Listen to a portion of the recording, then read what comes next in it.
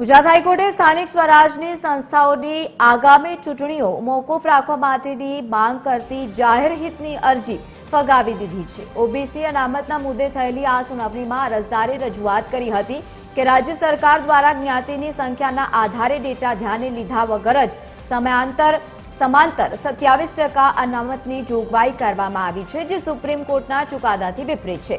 જો કે chief justice Sunita અગ્રવાલની ખંડપીઠે ચૂંટણીઓ પર સ્ટે મૂકવાનો ઇનકાર કર્યો છે। આ કેસમાં હવે વધુ સુનાવણી ઓગસ્ટ માસમાં હાથ ધરવામાં આવશે। આગામી સમયમાં રાજ્યની 16 મ્યુનિસિપલ કોર્પોરેશન અને 86 નગરપાલિકા અને પંચાયતોની ચૂંટણીઓ યોજાવાની છે।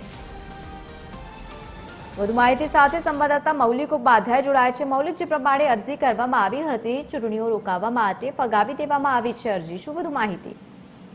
રાજ્યમાં સ્થાનિક સ્વરાજની ચૂંટણીઓમાં અનામતનો સમયાંતરે લાભ આપવા મામલે ગુજરાત હાઈકોર્ટ સમક્ષ થયેલી પીઆઈએલમાં અરજદાર પક્ષ તરફથી આગામી સમયમાં જે યોજાનાર જે અલગ અલગ ચૂંટણીઓ છે, જેમ કે નગરપાલિકા, જિલ્લા પંચાયત અને મ્યુનિસિપલ કોર્પોરેશનની ચૂંટણીઓ યોજવા પર સ્ટે મૂકવાની માંગણી છે તે કરાઈ હતી, પરંતુ હાઈકોર્ટે અરજદારની સ્થાનિક સ્વરાજની ચૂંટણીઓ પર સ્ટે મૂકવાની જે માંગણી છે તે ફગાવી દીધી હતી અને હાઈકોર્ટે આ કેસની વધુ સુનાવણી છે તે ઓગસ્ટ માસમાં મુકરર છે તે કરી છે। જી બિલકુલ, આભાર સમગ્ર માહિતી સાથે જોડાવા બદલ।